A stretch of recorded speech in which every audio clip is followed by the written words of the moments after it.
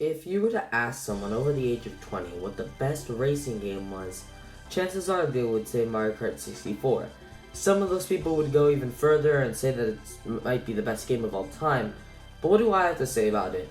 Well, this is ReadyDude's Retrospectives, where the person behind the microphone isn't somebody who played these games as a kid and lived in the 90s, but this is somebody who is a teenager in modern day and has no nostalgia for these games at all. And today we'll be talking about Mario Kart 64. So let's begin. As it's a racing game, there isn't much to talk about in terms of story, so how about those controls? Well, this game was on the N64, meaning it was controlled with that. Jeez, get it off the screen. Despite this, Mario Kart 64 works fine with these controls, as it really only uses about 4 buttons, if you exclude the pause button. So the way buttons are laid out and such is alright. As for physics and such, it could definitely be better. Turns usually feel too tight, and drifting is way too slippery. I usually just don't drift if I'm on higher speeds. It's definitely an improvement over Super Mario Kart, as in that game, even normal turns felt way too slippery. And speaking of Super Mario Kart, that game had a really stupid mechanic in which turning for too long would make you spin out. Now this only feels like a real problem with making U-turns in that game. But Mario Kart 64 is something similar, however only in 150cc, where tapping too many times on the control stick in quick succession makes you spin out. This is a lot worse. Trying to adjust your turn can leave you spinning out, and it's made even worse by the fact that it's only in 150cc, already the fastest class in the game. Also, like in Super Mario Kart, everyone will pass you in 5 seconds and you'll be left in 8th place, even though you thought you were a lap ahead of 2nd place just a minute ago. Now don't get me wrong, the rubber banding isn't as bad in this game. It's a lot more possible to actually catch up and take back first. But it doesn't change how infuriating it is when I fall off Yoshi Valley and... wait for it. Hold up. There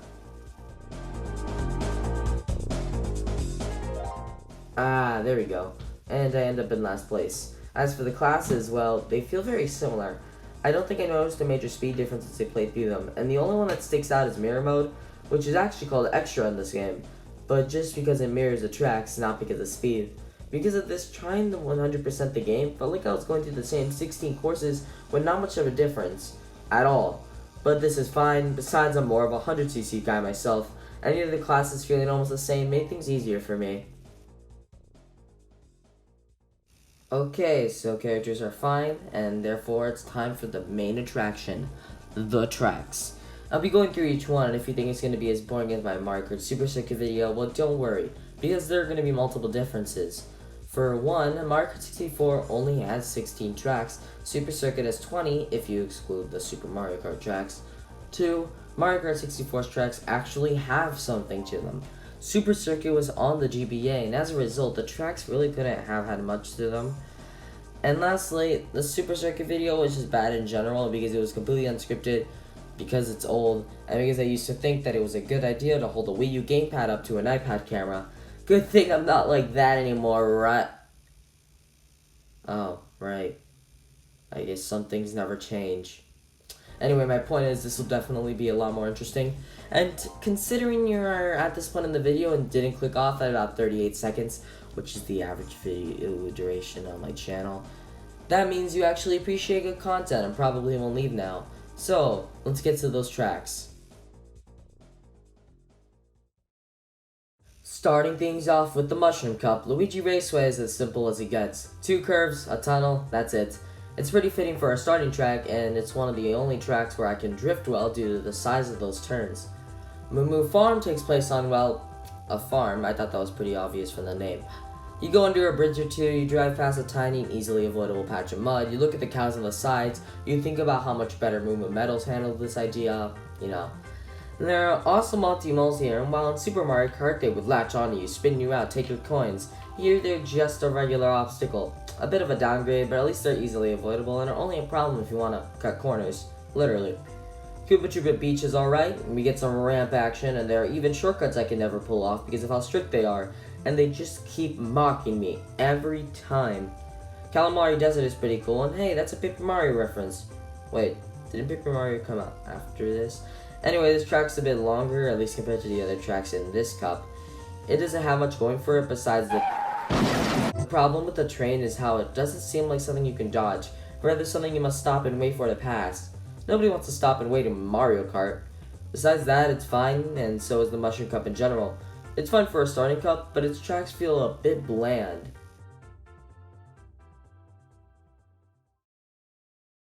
Flower Cup begins with Toad's Turnpike. I like this track's theme, and it's pretty fun, but sometimes the cars or trucks line up in such a way that it's almost impossible to squeeze past them, and it's really infuriating. Still a fun track though. Frappe Snowland is this game's snow-themed track. It's alright, but that one section with the overcrowded tiny snowmen is just... why? Hookah Mountain is fun, I like the Super Mario World reference, but the part in which you can fall off the side and end up on an earlier part of the track just hurts my feelings. And Mario Raceway is another circuit track, nothing too interesting about it. And you know, I think now's a good time to talk about items. You got your shells, your bananas, your mushrooms, your triple shells, and your, quintuple bananas? That's me! You have the core items you need for a good Mario Kart, and quintuple bananas. But my main issue is just how underpowered they are. Blue shells can touch a wall and go bye-bye, so can red shells. And since your top speed in most classes is higher than the speed of a green shell, I often get hit by my own shells whenever I throw them, and they bounce off a wall, and then go right back to me.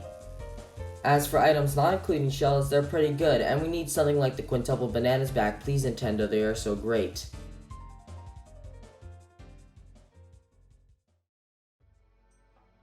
The Star Cup begins at Wario Stadium, and we start to notice something. You would think that as the game goes on, tracks will get better and better as difficulty ramps up. Instead, the tracks from this one become very hit or miss. Take Wario Stadium for example. This stage was probably designed by the one person at Nintendo who thought, well, the best way to increase difficulty is to increase the length of the track, so let's make a track whose only obstacle is its length. That employee probably got fired, but they ran out of track ideas, so they kept his track idea anyway. It just keeps going and going and going. It's one of the worst tracks in any Mario Kart game I've played. Sugarland is fine, the Penguins get their revenge for what I did in Super Mario 64, that's fair, moving on. Royal Raceway is a really good track, and I love the jump and how you can even drive up to Peach's castle, that's really cool. This cup ends with Bowser's castle, and man, the music is so good, and it's what you're hearing right now, and I just wish I could hear it too over these dang thwomps.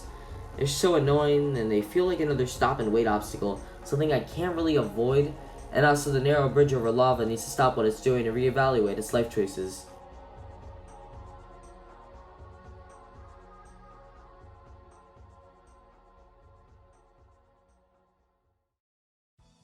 The last cup in the game, the special cup, starts with DK's Jungle Parkway. It's neat. I would like to have a word with whoever's throwing stuff at me whenever I touch grass, but it's neat. Yoshi Valley is fun, but is probably the worst offender on how long it takes to recover after falling off the track. It is also way too complicated for the N64 to know who's in what place, so is that cool, I guess? Or, I mean, it's slightly annoying. But it's not the designer's fault, so it's a pass. Banshee Boardwalk. This track is like bad, really bad. My least favorite in the Mario Kart series, to be exact. I can't count how many times I've fallen off this track because of this really bad design. It's a shame that it comes right before the last track in the game. It seems like the guy who designed Wario Stadium was somehow rehired, but he must have learned from his ways, and even though it became the longest track in Mario Kart history, he made N64 Rainbow Road. This track is long, really long, but something about it makes it a lot better than something like Wario Stadium. Is it the music? Might be, since it is my favorite song in the Mario Kart series, especially the remake. Is it the fact that there are hazards in the form of chain chomps that show up every now and then? And just freaking wreck you? Maybe. Is it the fact that Wario's face isn't plastered across the walls? Probably. Is it the fact that this level, despite its length, has twists and turns and spirals and pretty alright track design? Especially because of how long it is. Definitely. It's a combination of these things that make it a great track, despite its stupidly long length, especially the lack of Wario.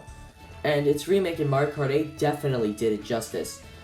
Beside the fact that the track has a lot more to it in the remake, it's also only one lap. A lot of people don't like this, and yeah, I agree. But the original version was too long and the remake was too short. The best compromise would have been to make it a 2-lap track. Would have been perfect that way.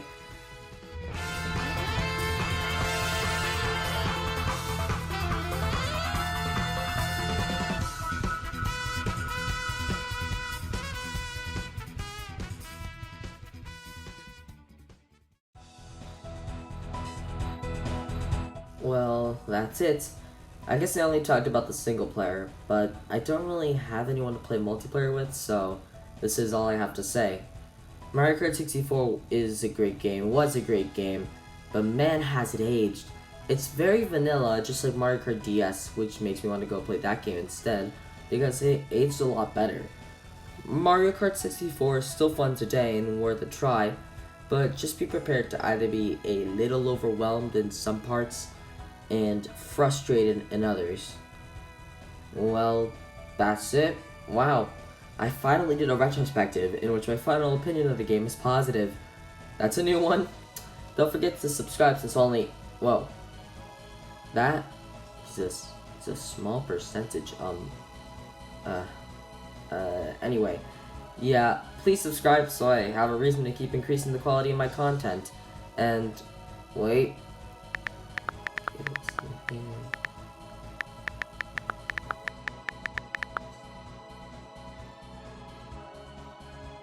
Okay.